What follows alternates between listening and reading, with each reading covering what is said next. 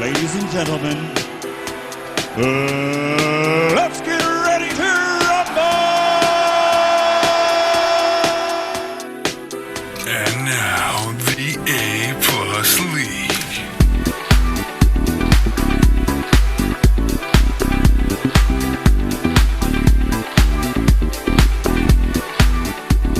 What's happening, everybody? Welcome to another episode of the A-Plus Sports League podcast, Golf Edition. We've got the 2020 Masters this week. It's an exciting week. We're going to get into our picks, our previews, bets, one and dones, everything under the sun for the Masters. If you're watching this on YouTube, make sure to like, subscribe, share it with anyone you can. We're going to be taking a break between now and the Sony Open, which is going to be in January. So we'll have some time to rework some things. But in the meantime, if you can get this out there so that we can get this into the ears of more people, and then we'll have a nice show starting at the beginning of the year. But for now, we'll focus on the Masters. With me, as always, is Chris O'Neill. Chris, what's going on? What's happening, Matt? Happy to be here. Masters Week. We've been looking forward to this for, about 7 months now, right? Oh, yeah. Everything kicked back because of COVID. Starting to feel the same, though. I'm watching the coverage of it. It seems like everybody's still pretty invested in what's happening this week. Augusta looks really nice. It went through the redesign. They resawed it, grassed the fairways. It's I'm positive they just painted that shit. No, that was wild to see. We were looking at Augusta on Google Maps earlier this year, and it was brown, surrounded by a bunch of green, and then almost overnight it just transformed. Grass throughout, and it was pretty impressive to see. No, definitely Augusta has better facilities and better green management than anyone out there, and it's going to show this week. So really excited. I think we're going to have a fun week. I got a lot of bets in already. I think I've had most of them in since June, so I've been really excited for this weekend. It's also my birthday weekend, so I feel like I got a winner in my pockets right now. Exactly. You're going to have yourself a hell of a Sunday, man. Yeah, it should be. All right, you want to just jump right into it? Well, I guess we should review Houston first, huh? Oh, Jesus. Yeah, that shit show. Not a great showing for us. We found out very early on that we could not have been more wrong about the golf course profile. We were trying to get as much information as we could about it, and we were even wrong on the distance, the par number. But I was reading some of the DraftKings information from earlier in the week, and they were wrong on the par number 2. They thought it was a 72. They wound up changing a couple holes that were par 5s down to par 4s. Wound up being a par 70. 5 iron, huh? Well, you're fine. Bye-bye. And one of the things that we underestimated was the around the green game. It seemed like golfers were struggling to get up onto these elevated greens, and it was hellacious. I mean, people were bouncing the ball back and forth. They were putting up, and it was rolling right back to the spot that they shot. So a lot of Texas wedges in play, people putting from the collar, and a lot of quads. 9s, 10s, 11s on these holes where people are 30 feet away from the hole after their first shot. So Shot Tracker was kind of interesting watching people play ping pong with the greens. Yeah, so you were right. We definitely had a lot of misinformation in terms of lengths and par types. We read and heard different things all over the place. And, with a new course like this, it's just hard to get a lot of accurate information. So they changed it last minute. We were a little bit wrong on the profile of things, but I knew about the greens. I just didn't think they would be as dramatic as you saw with people we couldn't keep it on. Like, it looked like a ping pong when you looked at the Shot Tracker. It was hilarious. But I think we had a decent golfer profile. We just missed on the guys we grabbed. One of my favorite plays is Mackenzie Hughes going out. And he had a good start, but I didn't pick him in any of these. So he had himself a hell of a Sunday. Yeah, let's just get right into our picks from last week. Chris, you... Yeah, I had Russell Henley as my outright. He was T29. I had Hovland as my top 10. He finished just outside at T15. Cam Davis made the cut. He was first-round leader for a little while until Snedeker took him over on Thursday, and then he absolutely shit his pants. He finished about last out of everybody that made the cut. How do you finish 25 strokes off the lead and made the cut? That blows me away. Hey, I don't know. Once he's given up, he's given up. I had my top 10 to fade with Brooks Koepka. Obviously, that didn't pan out. He had himself a good weekend, finished strong in tune-up for the Masters. Designer of the course. Exactly. I had Hatton out of all of my lineups, and that didn't come back to bite me too hard. He finished T7. And the 6 and 7K golfers that I carried in a lot of my lineups were Harold Varner and Will Gordon. Varner was a T15, which worked out pretty nicely, and Gordon was a T38. Not bad, not too great, but not bad at all, Chris. I didn't fare any better than you. I had Scotty Scheffler's my outright, T32. Top 10, Sung J M. He barely made the cut, finished T50. Sleepers, Denny McCarthy, T38, not bad. Top 10 to fade, DJ came in second, not a good pick there. Chalk golfer that I didn't have in any lineups, Adam Scott, T32. That wasn't a bad one. He had a nice start to the weekend, and he was actually driving the shit out of the ball, but it just kind of came back to bite him in the ass, which usually happens when you don't really golf more than 3 times a year. And 67K golfers, I had Varner and Hostler. We already talked about Varner. He had a good one. Bo Hostler missed the cut, unfortunately. But hey, Bo, you're still welcome to come onto the pod anytime you want. So I'll be back anytime. It put me in a little bit of a hole going into the last week of my one and dones, Bo, but I still back you, man. I believe in you. Who'd you have for your one and done? I had Bo Hostler. And that. Oh, that's right. Yeah. Exactly. The other one and done. I got 2 entries in there. The other one that I had was with Cam Davis, who looked very good on Thursday, and then it all fell apart. Ty Hatton's T7 got me 200K, so I was happy about that. There you go. Yeah, you got yourself in contention going into the last week. But the one thing that I want to take away from this tournament, and something that we might have downplayed, is something I'm going to carry into the Masters. Talent wins out. We forgot about that. We were trying to get a little tricky. We had the Sanderson. We had the Corrales from Takana. We had the Shriners. We had a couple of fields that weren't as deep as what we're going to see this week. So maybe we got a little bit accustomed to picking golfers that were a little deeper into the bag there. And it seemed like the Koepkas, the DJs, the Hattons, the Finaus all came out pretty strong this tournament. So talent does win out in this. I mean, we can analyze this as much as we want up and down, but the best golfers are the best golfers in the world for a reason. If you look at some of the Masters leaderboards from the past years, that's who you're going to see up there. Oh, for sure. And I think the part of the problem with especially looking at some of these stat models is that guys tend to pop based on their strokes gain data, but as you said, it could have been at a Shriners or at a Sanderson, which is not the same as a PGA Championship or a playoff event or WGC and things like that. I think the biggest thing we struggled with is that Koepka hadn't played in a while because of the knee. DJ had COVID. Finau had COVID. A lot of these talented guys at the top hadn't played in a while or had injuries or sicknesses. So it was a lot of guys we were trying to avoid just based off of that. And it turns out it doesn't really matter. You put them in a weak field like this and they'll just dominate. So it was a good little reminder that talent does win out, and I think we'll get back to kind of our normal situation here at a major at Augusta National. Yeah, so let's get into Augusta National right now. Their greatest aspiration carry historic implications. A tradition unlike any other, the Masters. Everyone's seen the course, knows the course. They've been playing it every single year since the 30s at this point. We got a par 72, 7,430 yards. I think the 2 main stories this week is the weather. Obviously, playing in the fall, it's going to be a little bit warmer, a little bit wetter. Yeah, it should be interesting conditions. I mean, normally Augusta's played in the spring. We're going to get it in November this year. It is definitely going to be colder, and they're teeing off earlier because of daylight savings time. So they're going to have to deal with the whole sun going down at 4 o'clock issue. So they're really going to be pressed for time on these, and it's going to be rainy too. So if you get any delays because of rain or lightning or anything like that, then guys might get postponed to the next day. Then you've got a whole myriad of issues. So it's going to be really interesting how people approach this, and if the Augusta grounds crew can make sure that the course stays in good enough conditions over the weekend that there's not going to be too many issues. Yeah, so one of the things that will come into play, obviously, is going to be the greens. Traditionally, they're fast and firm green, but with the wet conditions, it's going to be a little bit slower. We found that every single year, you got to putt to win in this tournament. That's where the leaders really make their mark. And doing a little bit more research on Augusta, they have the sub-air system on the greens, which should tend to dry it out a little bit. They put an HVAC system underneath there that's going to be pumping hot air to try to dry out the greens so that they're not playing as wet as the rest of the conditions. So that could kind of be the equalizer there with the wet fairways and with the drier greens. But I feel like this course is going to favor the Bombers this week. I don't think you're going to get the rollouts on the drives that some of the shorter hitters are going to need. You look back at some of the other Masters. Danny Willett won in a weather-soaked week, but that was because Jordan Spieth faded down the stretch. And I think it's going to favor the Bombers this week.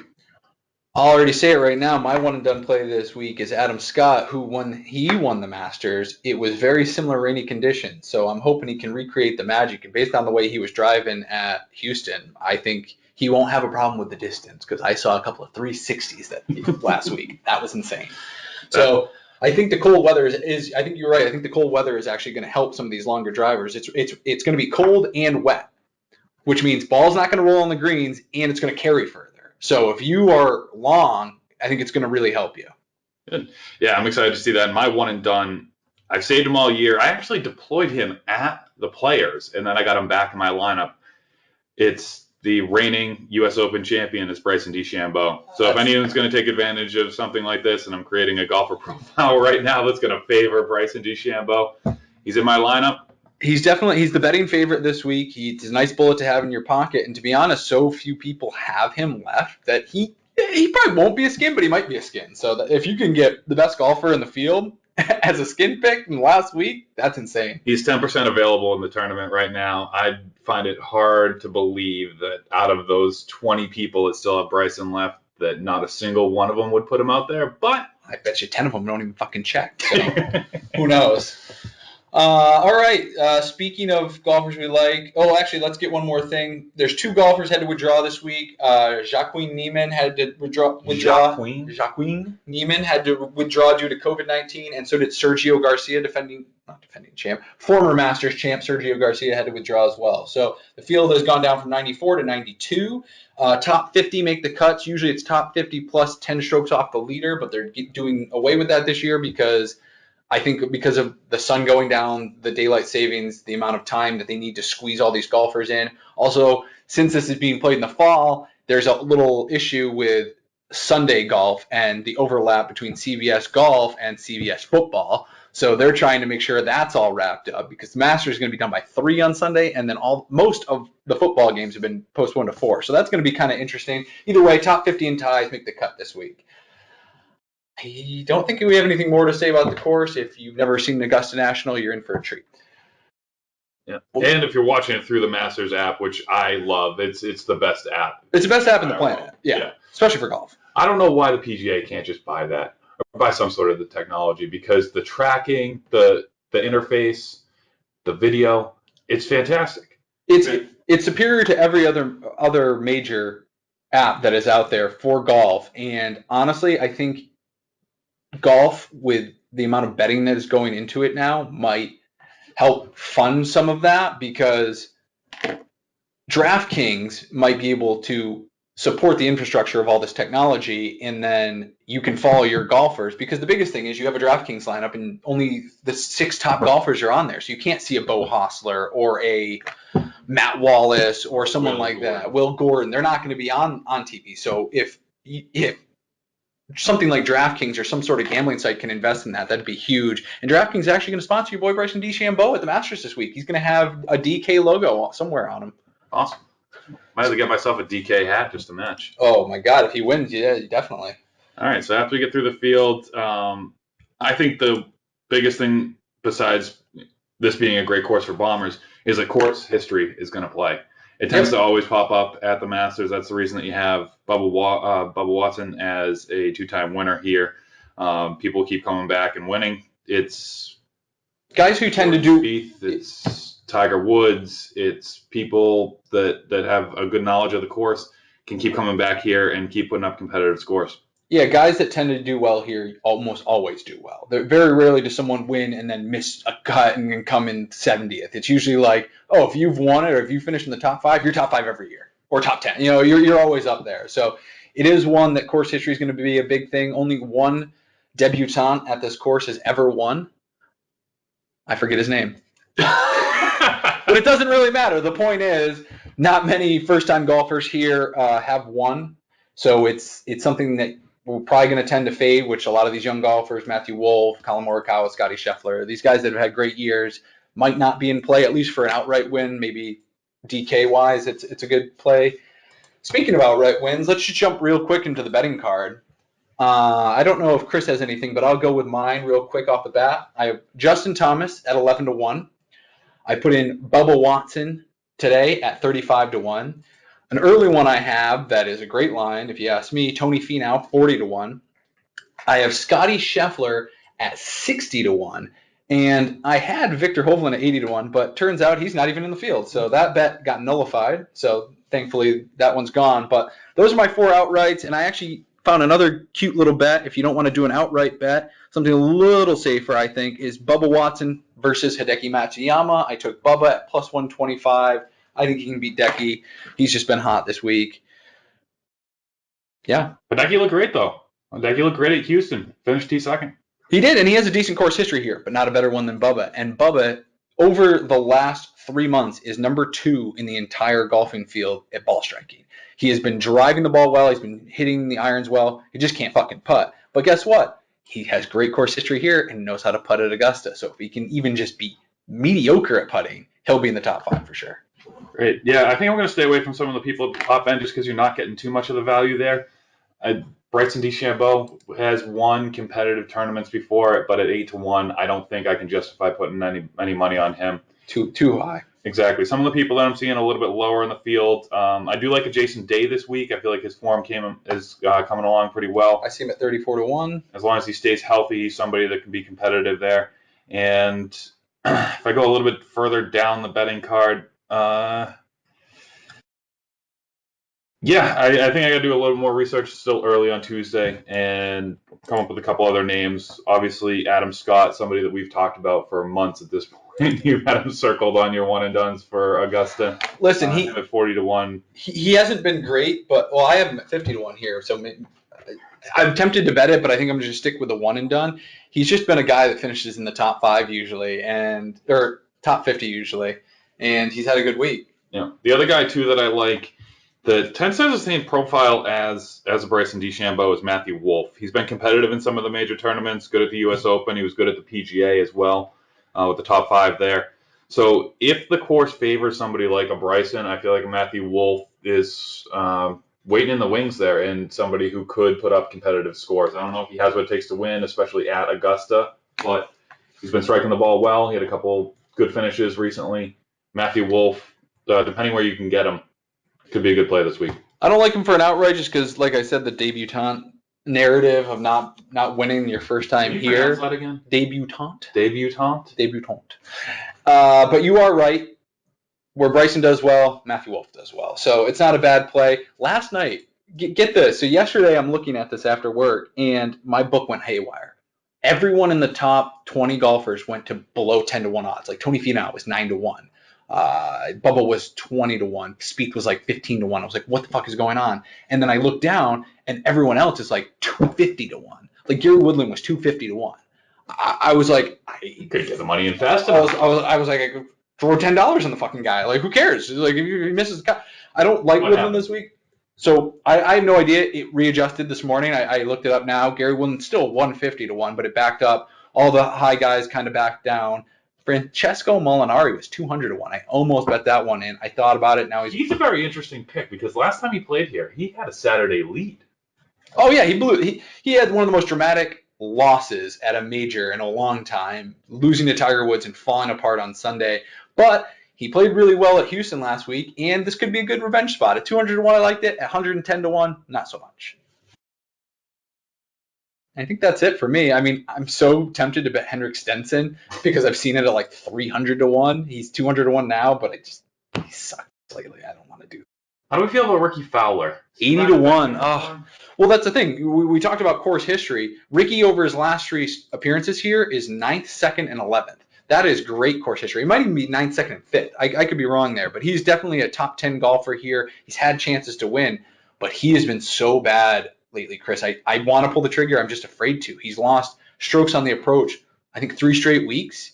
He couldn't even make it. He was terrible at the Shriners. He lost 7.5 strokes over the 2 rounds. Lost 4.4 at the Zozo. And yeah, I've just been very inconsistent with his irons and not great at competitive courses like the Memorial, like the PGA, T49 at the U.S. Open, T49 at the Northern Trust.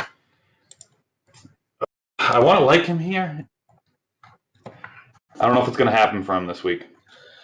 I hear you. And the player I like the most, honestly, odds aside, the guy I think is actually just going to win this tournament Justin Thomas. I think Justin Thomas has the best chance of winning this tournament. He's played well.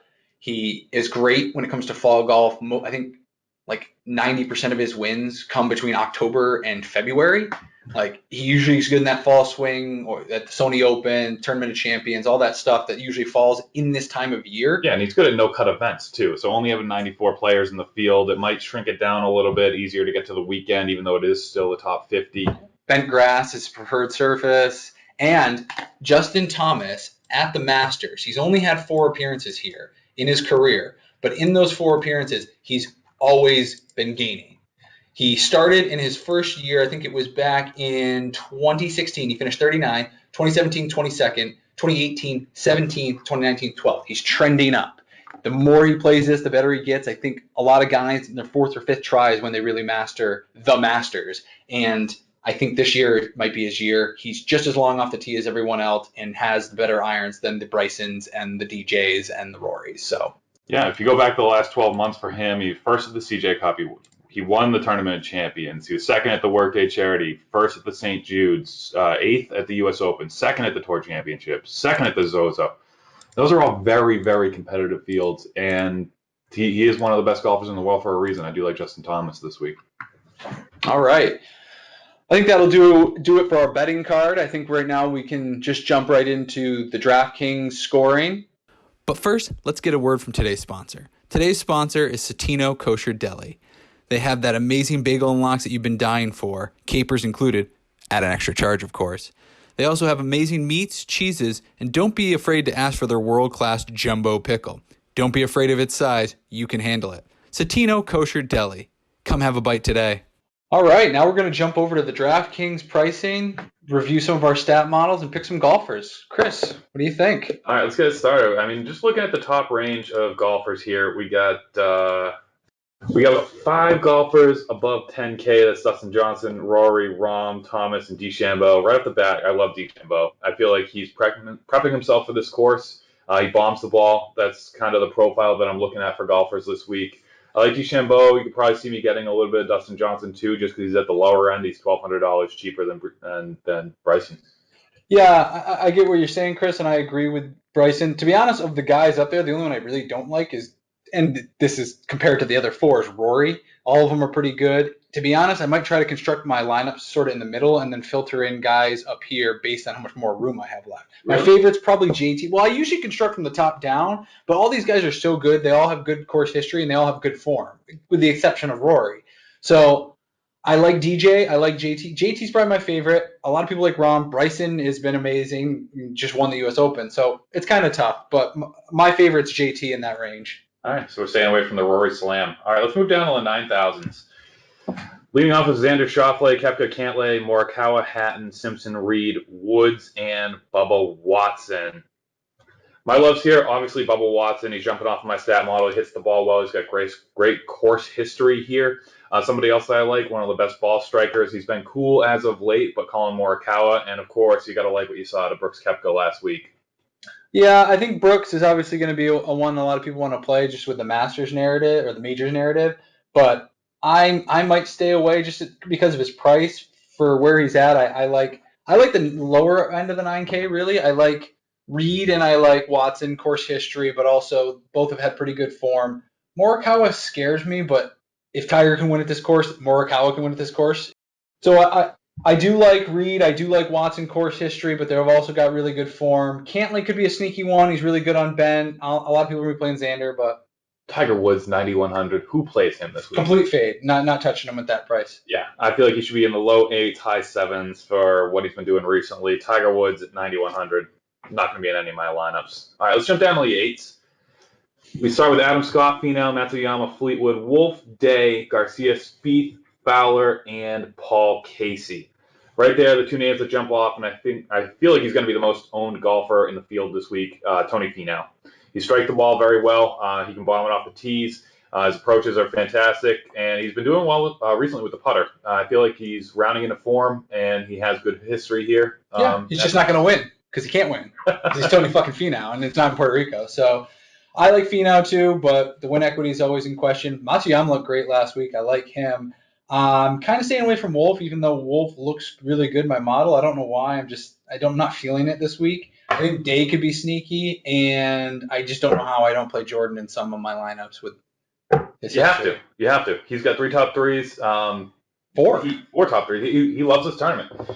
He is a Masters guy, good course history. Another guy with great course history in this range is at the high end of it. I know he's your guy, Mr. Adam Scott. Yeah, well, I like Adam Scott. Yeah, I'm using him in my one and done. The last time that the Masters was this rainy as it's going to be this week, Adam Scott won the Masters. Granted, that was about 9 years ago, but I still like Adam Scott here. He was hitting the ball 350 to 360 off the tee at Houston and was just driving it. I think he had one bad round that really sank his weekend. All right, let's jump down to the 7,000s. I'm not going to read off all the names here, just a couple of ones that I like. Obviously, Scotty Scheffler is a great ball striker at 7,800. I like Shane Lowry. He's got the major history, and he played well this past weekend at Houston. I'm looking at Phil Mickelson at 7,500. I feel like he's hard to play. He's doing well on the senior tour. Hasn't really struck the ball well and competed at a high level on the PGA tour when he's bouncing in between. Matthew Fitzpatrick, though, Englishman, pretty excited about him this week. Weather might be a factor. They like the cold, rainy courses. He's a good ball striker, great on the approach. He's in the top 10 in the field in strokes gained on the approach. Matthew Fitzpatrick could be a play at 76. Yeah, I'm not a big fan of Fitzy because really it's going to be based on the putter and his short game, and depending on how the weather is, he might not have the strength for it. I do like your Lowry pick. I do like Scheffler. I like Rose just because of the course history. He's very good here. He's been kind of shaky, but he was 7th at the PGA, which was really nice. So he's got decent form. It's hit or miss, but I like Rose. Going down a little bit further, I'm fading Gary Woodland. He's got a torn labrum. I'm off of it. He's got great 200 to 1 odds, but fuck it. Kevin Kisner, like him. Lee Westwood, good course history. Matt Kuchar, not bad course history. Ian Poulter, I like down at the bottom there. He's got pretty good course history too. And Cockrack can just smoke the shit out of the ball, so he's not a bad play either if you're trying to balance those high-priced guys with some of these lower 7Ks. Yeah, the two that I like at the lower end of the 7K, based off the player profile, which I think I'm going to be playing a lot of this week, are the bombers, the people that are great off the tee and can find the fairway, and that's going to be Cam Champ and Jason Cockrack. Cockrack? Did I say that right? We're going to call him a cocksucker. All right. Cockrack. Oh, Jesus. Cockracker. All right, let's jump down to the 6,000s. Let's just cherry picking a couple of names. Somebody who pops up like crazy. We saw him all over the place when we were looking at some of the stats that we put together for Houston. High here as well. Siwoo Kim.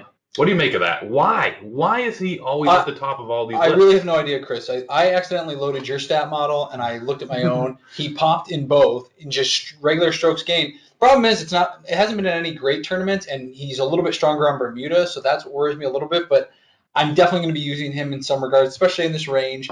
Another guy I really like down here is Francesco Molinari. The Italian metronome. Hey, I went with him last week. He returned I think finished T15. He had a great return at Houston last week. He hasn't played a lot of competitive golf, but I'm on the revenge narrative. He fucking blew up against Tiger last year. I think he's coming back with a fucking fire in his eyes. I really like him, and his game kind of does suit it here as long as he can keep it on the fairway. Past winner Zach Johnson, 6,800. What do we think? Not bad. I like him. I'll probably filter him in a little bit. It's a guy that does well in bad weather here. So if it's bad, it's a good play. If you're going with that narrative. And then if you're digging any lower than halfway through the suit, 6,500 and down, I don't really see anybody out here. You're getting into the past winners and people are just sort of in the field, like the Jays. DJ Jazzy Jane Watanabe. You don't want to play VJ Singh? VJ Singh. The Nate Lashley's that won a tournament or two back in the day, the Nick Taylors. I don't see any way that I'm putting any of these guys in my lineup this week. I don't think you can really go below like the $6,500 range. Once you get past that, it's pretty brutal. The one other guy I want to mention in this 6,000 range I really like, Lanto Griffin. Just it's a form thing. He's never played here, so it's a debutante thing that I don't know, but he has had good form, so I'll probably filter him in if I need to get down that low. He's at 6,600. So great. I think that gets us through most of the names here for the DraftKings lineup. Let's take a look at some of our picks for the week just to round this out. Bird, who do you like outright? I'm gonna go with Bryson. That's my outright. I just how do you not take him? He's been great. He's the defending U.S. Open champ. He's competed at the PGA. This might be the year of Bryson, and I'm gonna pick him here. I'm going to follow suit with that. I love Bryson this week. He is my pick in the one and done. I'm going to need every bit of Bryson at the top, just destroying the Masters course. He's got himself set up for it. He was tested at the U.S. Open, and he showed up. I like Bryson this week. Top 10, I'm going to go with Tony Finau. Tony top 10 Finau, because he will not win, but he will finish in that 4 to 8 range, Chris. So that's my boy. I think he's going to be driving the shit out of the ball. He looked pretty good coming out of the COVID break. Yep. I will go with everybody's favorite top 10, nobody's favorite winner in this field is going to be Xander Schauffele. I feel like he's going to be in a lot of DraftKings lineup. A lot of people are very high on him. He does play difficult courses well. He's been pretty good with the putter recently. Xander Schauffele for the top 10. All right, not bad, not bad. So what are we going to call a sleeper this week? If we take a look at the betting odds, maybe outside of 50 to 1? Ooh, outside of 50 to 1. Okay. I think my sleeper then, fuck it, give me Adam Scott as my sleeper. I'm really confident in him. I think all he needed to do was get his legs underneath him after the COVID break. I mean, he was out for about 4 weeks. He hasn't played much golf this year, but he looked really good last week from what I saw. He had trouble with those raised greens, but now you're going to get back to a course where he has great course history, and I think he'll be fine. All right. And talking about player profile, somebody that I like that's going to be my sleeper this week is Matthew Wolff. Not sure exactly where he's going off. Do you have the numbers in front of you? He's not quite at 50. He's in like the 40s, but that's fine. All right. We'll call that this week. Sleeper, Matthew Wolff. Locking that one in. Okay, top 10 player to fade. I feel like we both touched on this. We don't like his form, even though it is the year of the Rory Slam. He's been looking forward to this Masters for a while. I think I'm going to fade Rory McIlroy as my top 10 golfer in the field that I don't think is going to have the success that he's looking for this weekend. Good call, good call. I like that one. I'm going to go a little different for me here because I think this guy is actually ranked 10th in the betting, well, in the DraftKings odds. It's Tyrrell Hatton. He has bad course history, and the weather might help him a little bit, but it's a hard guy to fade, but of all the guys up there, he's just not quite in this elite class. So I'm going to take Hatton. All right, we talked about getting rid of this category, though. The chalk golfer that we're going to have in 0 lineups. I feel like that kind of follows that top 10 to fade. Somebody who is a favorite, that... How about this? We just fade someone who's not in the top 10. All right. Straight fade. We're going to straight fade somebody. Fade someone outside of the top 10. All right, let me take a dig right here at my stats.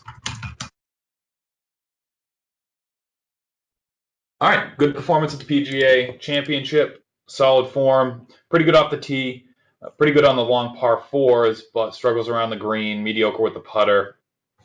I'm going to fade Paul Casey here. I feel like he might get a lot of action in DraftKings being at that 8,000 range. People like his consistency, and people might be favoring the European player. I feel like Paul Casey, I'm going to avoid him in my lineups this week. Okay, Paul Casey it is. I'm going to fade Tommy Fleetsticks. I just think that his form has been awful. He doesn't have good course history here, and he's just not doing anything well. Like, some guys just struggle with one thing, but Fleetwood hasn't been good with the putter, with the driver, with the irons. He's just kind of really struggles. Around the green game's not bad, but I think in a field like this where normally he might compete with those top guys, he's just not going to, and I probably won't have him in any of my lineups. So are we projecting this is going to be a great week for America? We're fading Rory, Hatton, Casey, and Fleetwood. I guess we are, and we like Finau, Bryson, Xander, Wolff. I mean, Scott's in there too, but he's honorary American this week. We're gonna like that. All right, we're gonna dig down to the bottom, and I think because of where we're looking, kind of cutting everybody off at 6,500, we'll look at the 6 to 7K golfer that we're gonna have in every single one of our lineups. Bird, who do you like? I think the guy I'm gonna like, and he's a little bit higher in the 7Ks, but I'm gonna have him in a lot of lineups just because I trust big time performance, his complete upside, and the history here. Justin Rose is going to be the guy that I'm going to be using a lot of my lineups, 7,700. Okay. And I'm going to go with the player profile. I'm going to go with form. I'm going to go with somebody who can bomb it off the tee. I'm going to follow Jason Kokrak. At 7,000 in a bunch of my lineups this week. Really going to love his play. Hopefully he comes out for me. Let's hope, Chris. Yeah, it should be a good one. And this is a end of the year situation for us when it comes to our season-long league, but this is really just kicking off the 2021 season, Chris. I think this Masters is going to be great. I think we're going to get a nice performance from a lot of the top golfers, and then we get another Masters 6 months from now in April. It's going to be a fantastic run of golf. 2 Masters in a row for the next 2 majors. It's going to be great. It's exciting stuff. Do we have anything else? I think we're going to keep it short and sweet this week. Let's fucking go. Yeah, let's win some fucking money. We're going to be back in about 6 weeks or so at the start of the new season. The Tournament of Champions will kick us off for our next season-long league, and there's really only 1 or 2 tournaments between the Masters and that, and then we'll get back onto the normal PGA schedule. So we'll have some exciting picks for you. Maybe we'll do a quick recap of the Masters just to talk about some of our picks. That'll be like a 5 or 10 minute episode just to kind of recap, and then we'll be out until January. All right. Enjoy the Masters. Have a hell of a weekend, boys. Thanks for coming.